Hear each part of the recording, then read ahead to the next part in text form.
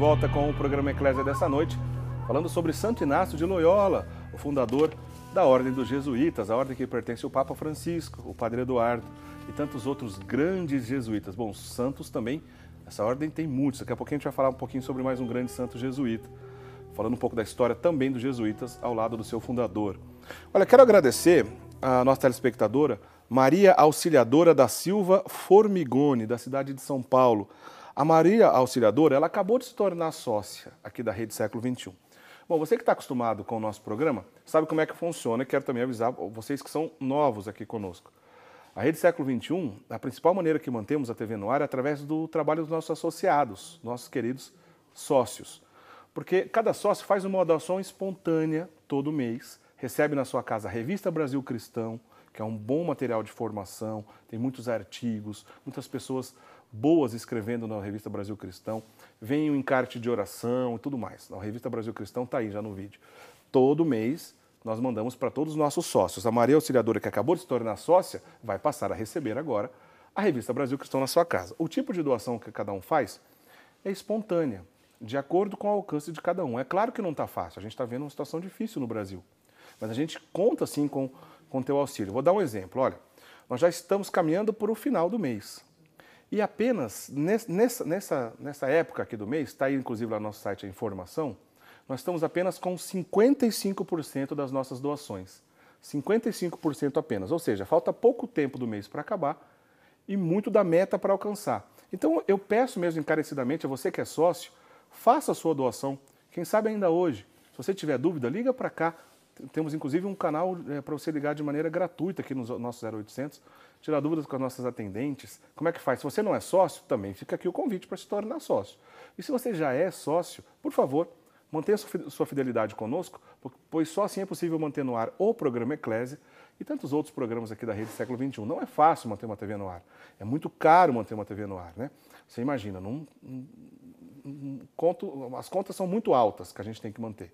Então hoje apenas 55%. E também lá no nosso site, no portal da redeseculo21.com.br, tem algumas outras informações, está aí, ó. Primeiro, para você saber as contas também, se você quiser fazer outro tipo de doação, depósitos bancários, você pode inclusive fazer uma doação mesmo sem ser sócio. Se você quiser fazer uma doação anônima também é possível. Olha, todas as informações estão aí no portal da Rede Século XXI, ou você liga para cá para as nossas atendentes para você saber como é que faz isso. É possível doação pelo débito automático, por cartão de crédito, enfim, da maneira que tiver ao seu alcance. Né? Nós estamos pedindo porque estamos precisando mesmo, porque não é fácil manter essa TV no ar e a gente não quer retroceder no trabalho da evangelização, pelo contrário, a gente quer avançar mais. Então, muito obrigado, Maria Auxiliadora, que entendeu essa nossa missão e conosco está junto. Muito obrigado, viu? Também agradecer muitas outras participações aqui, que as pessoas estão ligando, porque a gente está sorteando um livro para todo mundo que ligar aqui para a gente. Está aí, ó, o livro do Padre Eduardo. Aliás, esse livro está autografado, hein? A Palavra de Deus no meu dia a dia, no seu dia a dia, a Palavra de Deus no seu dia a dia, do Padre Eduardo. Para quem ligar para a gente, deixar o seu nome, fazer pergunta e tudo mais, participar no final do programa, botar aqui na nossa urna para fazer o sorteio. Obrigado, Maria Conceição Bento de Valinhos, a Diva Trevisan de Bandeirante, Santa Catarina, Antônio Gonçalves Padilha de Guaramirim, Santa Catarina, Raimunda Guimarães de Moraes de Sobral, no Ceará, Cleusa Maria de Jesus de Boa Esperança, Minas Gerais, Magda Alvarenga de Limeira, São Paulo, enfim, muita gente mandando aqui pra gente, o Benedito Lourenço de Camanducaia, Minas Gerais, Josefa Silva de Osasco, entre outras pessoas ligando aqui pra gente. Dá tempo, hein? Liga pra cá, que muita coisa boa a gente vai mostrar no nosso programa. Aí já, hein, vamos mostrar uma coisa bacana para você. Você vai conhecer um pouquinho, vamos dar uma dica aqui para você conhecer um pouquinho de um museu com peças da história dos jesuítas, onde tudo começou lá em São Paulo. Não sei, já vou mostrar isso para vocês. Padre Guido, falei agora há pouco, Santo Inácio de Loyola, o fundador da Ordem dos Jesuítas lá no ano de 1534. Certo. O primeiro companheiro dele, São Pedro Fabro, né? E o terceiro, vamos dizer assim? Certo. Bom, primeiro vamos ainda colocar um pormenor interessante. Pedro Fabro foi canonizado com um decreto do Santo Padre, o Papa, que deixou de lado aquele processo típico para chegar à canonização. Dispensou até do milagre, tá? E o terceiro... Só para completar, isso aí é interessante, Padre Guido. A gente até volta nesse assunto em outra oportunidade. Existe na igreja a possibilidade da canonização equipolente. Equipolente, um termo jurídico, que é justamente o que o Padre Guido estava explicando. O Papa pega, por exemplo, um beato da igreja, que já é beato há muito tempo, por exemplo, esse é um dos pré-requisitos para uma canonização equipolente, e o beato, no período que ele é beato, que ele ainda não foi canonizado, o culto a esse beato se resume à comunidade religiosa que ele pertence, ou o país, a cidade onde ele viveu.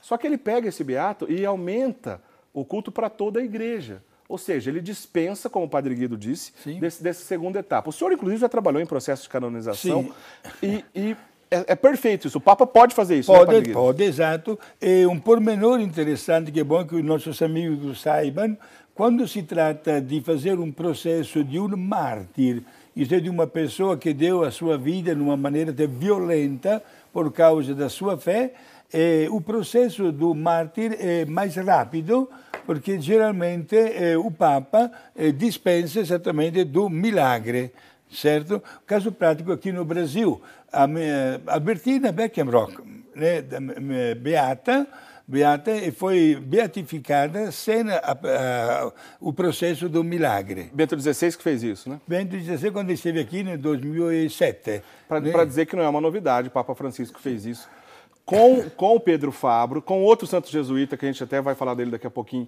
que é São José de Anchieta. Sim. A gente está falando dos jesuítas, mas são tantos outros santos. O Papa Bento XVI fez isso. Isso tudo começou na igreja, e quem designou e deixou isso bem claro na história da igreja foi o Papa Bento XIV, no século XVIII. Aliás, o Papa Bento XIV tem tudo a ver também com a história dos jesuítas, que estava presente no momento difícil, que a gente vai falar daqui a pouquinho. Os jesuítas viveram. Dito isso, Padre Guido, Pedro Fabro, e mesmo o nosso querido apóstolo do Brasil foi canonizado assim, mas logo no início lá da Companhia de Jesus, temos o terceiro, quem que é o grande? São Francisco Xavier, né? É ele, São Francisco Xavier. Grande apóstolo do Oriente, do Extremo Oriente, China e Japão, Índias. Meus amigos, olha, até uma carta que ele mandou que se tornou muito famosa. A gente está vendo uma imagem ali dos três, ó, Santo Inácio, Pedro Fabro e Francisco Xavier. É um dos santos mais taumaturgos. Taumaturgo significa que tem o dom de fazer milagres. O mais conhecido na história cristã é Santo Antônio de Pádua ou de Lisboa, né? Já falamos dele também.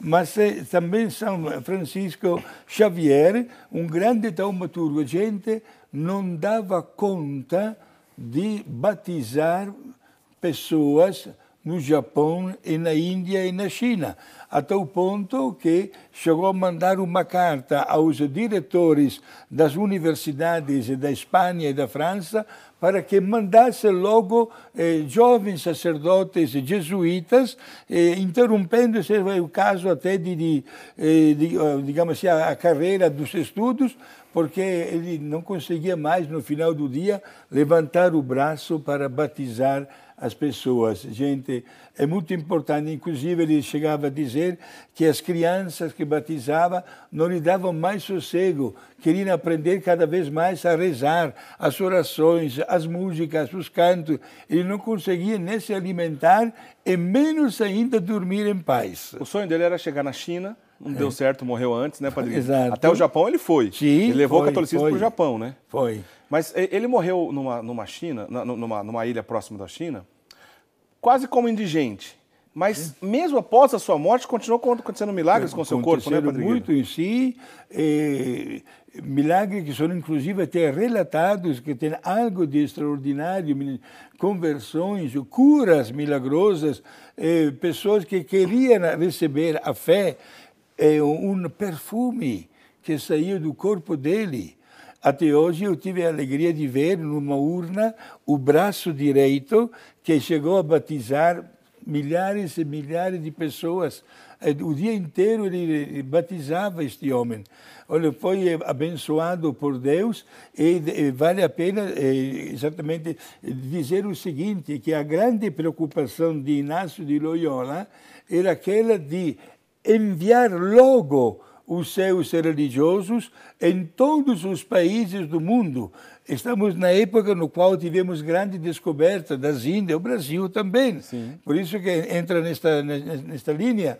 E, meus amigos, a grande preocupação para que todos os povos que se encontravam por aí recebessem a luz do Evangelho e recebessem a luz da fé através do santo batismo. Essa pressa missionária que Santo Inácio tinha se deve um pouco também àquilo que o senhor falou no bloco passado. Além da própria reforma protestante, já que a gente está no período da contra-reforma, os jesuítas são importantíssimos, né? Talvez o maior santo que influenciou a contra-reforma é Santo Inácio de Loyola.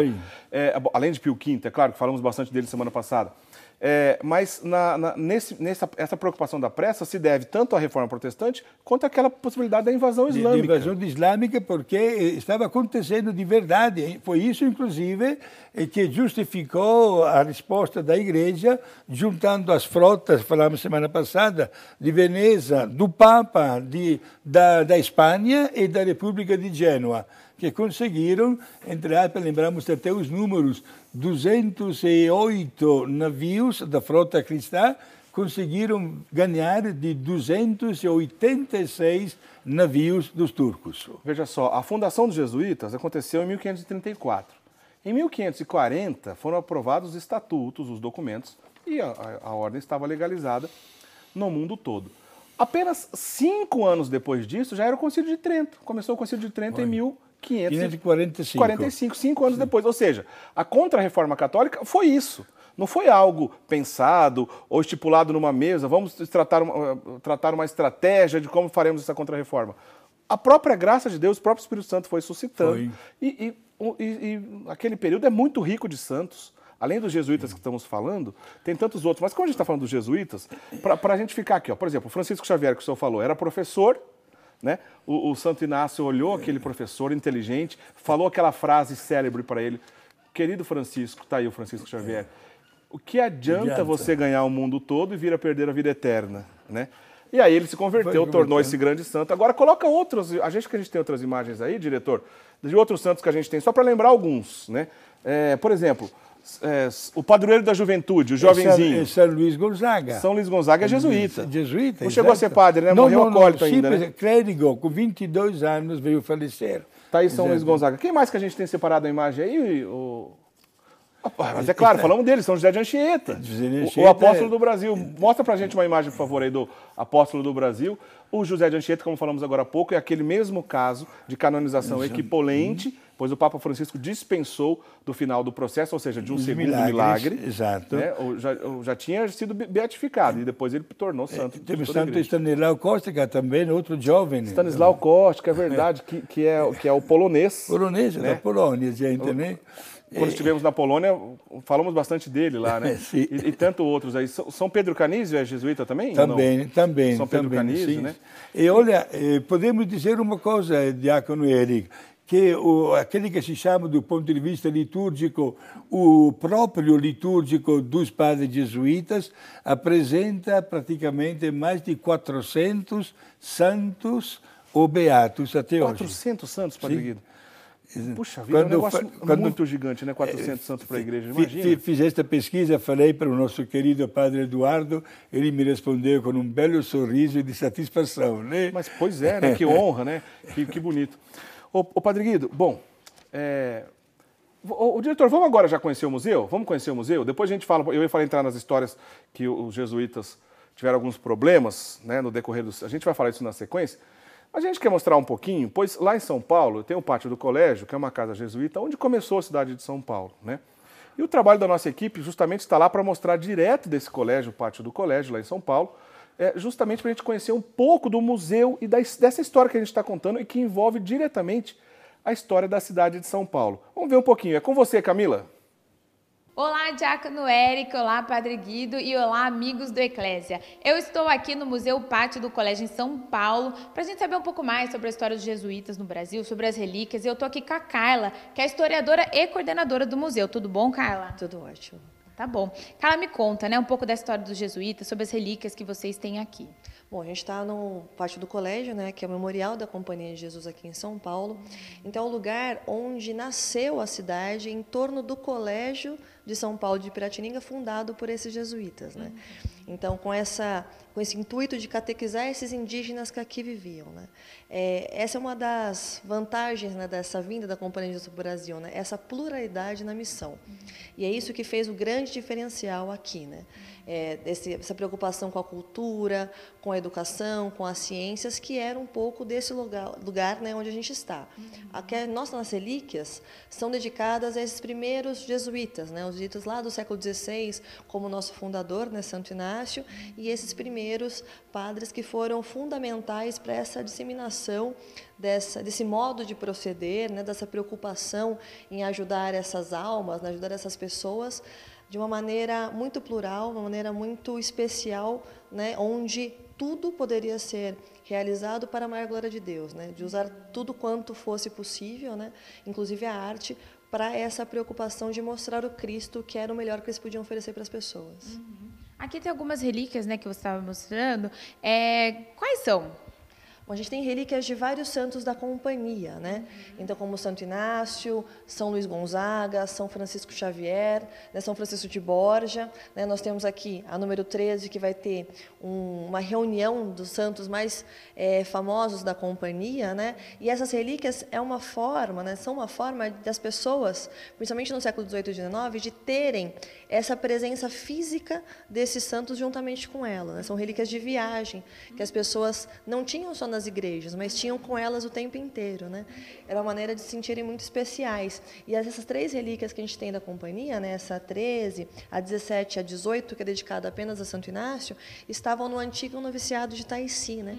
E foi um grande noviciado que foi feito aqui no século XX, depois da grande expulsão da companhia no Brasil, né, no século XVIII. Então, foi um grande noviciado que hoje é uma grande casa de retiros, né? E inclusive essa semana está tendo a Assembleia da Companhia do Brasil lá, né? É um lugar muito especial para os jesuítas e essas relíquias vieram aqui para o pátio para poder o público ter acesso, né, e se sentir também mais perto desses santos, como as pessoas que utilizavam essas relíquias anteriormente, né? E para quem está em casa, assim, de repente curioso, para saber que tipo de história de quais jesuítas que eles podem saber aqui, né, descobrir um pouco mais, o que eles vão encontrar? Bom, como é um museu da fundação da cidade de São Paulo, ele está mais dedicado aos jesuítas aqui do Brasil, né, que estiveram em contato com a missão do Brasil, principalmente São José de Anchieta, Padre Manuel da Nóbrega, né, Padre Manuel de Paiva, que realizou a missa de fundação, o próprio, obviamente, Santo Inácio, São Francisco Xavier, né, os mártires do Brasil, que foram os primeiros mártires, né, os jesuítas que atravessaram o oceano para vir trabalhar aqui no Novo Mundo e acabaram sendo assassinados. A gente tem um quadro muito importante, né, que é um quadro ainda do século XVII, né, do centenário da morte deles. Então, vai poder contar um pouquinho desses primeiros fundadores, né, Pedro Fabro, São Francisco Xavier, e também desses jesuítas que foram fundamentais, desses 13 jesuítas fundamentais para a fundação da cidade de São Paulo, né? Que a gente sabe que o nosso diferencial aqui dessa cidade é que ela nasce de uma escola, né, com essa missão apostólica, né, com essa missão de catequizar. Então, é um diferencial da nossa cidade, né? E isso é uma coisa que a gente tem que estar sempre lembrando desse cuidado, né, que esses jesuítas tiveram com essas pessoas, tanto aqui de São Paulo, quanto do Brasil inteiro. Né? Tá certo. Tem outras relíquias aqui, né? E tem aqui também, que eu queria saber quais são. Né? Essa daqui é bem conhecida, né? Isso, essa é uma das relíquias mais importantes que nós temos, né, que é um casaco e um crucifixo que pertenciam a São José de Anchieta, né? Então, esse crucifixo percorreu, juntamente com ele, na sua missão, grande parte do nosso Brasil, né? O Anchieta foi provincial dos jesuítas, então estava com ele durante todo esse percurso de São Paulo, na verdade do Paraná, até o Nordeste brasileiro, né, onde fundou várias missões. E, muito provavelmente, como há essa questão desse voto de pobreza, provavelmente esse crucifixo também percorreu na mão de outros jesuítas, né, depois do falecimento de Anchieta. Então, ele é muito importante para nós, né, como esse mesmo casaco. Né? A gente tem outras relíquias importantes, como do Papa Pio X, que, não podendo estar presente no noviciado da Companhia no Brasil, ele acaba mandando a sua capa pluvial, né, manda a capa pluvial e manda um sino do Vaticano para se mostrar presente e apoiando essa companhia que foi restaurada no Brasil recentemente. Né? Então, é uma forma de aprovar, né, esse novo início da companhia aqui no Brasil, né, que nos anos 20, 30, estava voltado muito a primeiras paróquias, depois aos colégios novamente, né? Que até hoje são um grande foco, né, muito importante da companhia aqui no Brasil, né, os colégios, as universidades e, né, mais recentemente, dos anos 60 e 70, os centros de cultura, né, como o Centro Loyola, como aqui o Pátio do Colégio. Tá certo, obrigada, viu, cara, pela lição, né, por passar todos os seus conhecimentos pra gente. Se você aí de casa ficou curioso, quer conhecer mais sobre a história dos jesuítas aqui no Brasil, sobre a fundação da cidade de São Paulo, vem até aqui o museu, basta acessar o site que está aí agora para vocês, e aí você pode ter todas as informações de horário de funcionamento, como chega e tudo mais, tá? E eu fico por aqui e eu deixo aí agora com vocês no estúdio. Legal, muito obrigado, Camila Araújo, muito obrigado pelo seu trabalho. Padre Guido, ela comentou, a historiadora, rapidinho ali, do lema, né, de Santo Inácio. Sim, em língua latina, ad maiorem Dei gloriam, isto é, tudo para a maior glória de Deus. Bonito esse ideal, né? Agora, se você puder, se você mora na cidade de São Paulo mesmo, se você passar por São Paulo, lá no centro da cidade, onde tudo começou, vá conhecer esse museu, olha que legal, conhecer de perto essas relíquias desses santos jesuítas, a história de São Paulo. Está aí, ó, uma imagem, né, da fachada do pátio do colégio, lá no centro de São Paulo, lugar famosíssimo e também muito belo. Vamos para o intervalo, liga para a gente rapidinho, ainda no próximo bloco dá tempo de você participar do sorteio do livro do Padre Eduardo, que aliás está autografado por um jesuíta, que é o Padre Eduardo, está ali, a Palavra de Deus no seu dia a dia. Liga rapidinho para a gente, daqui a pouquinho o sorteio desse livro no próximo bloco. Não sai daí, a gente volta já já, hein? Aguenta aí.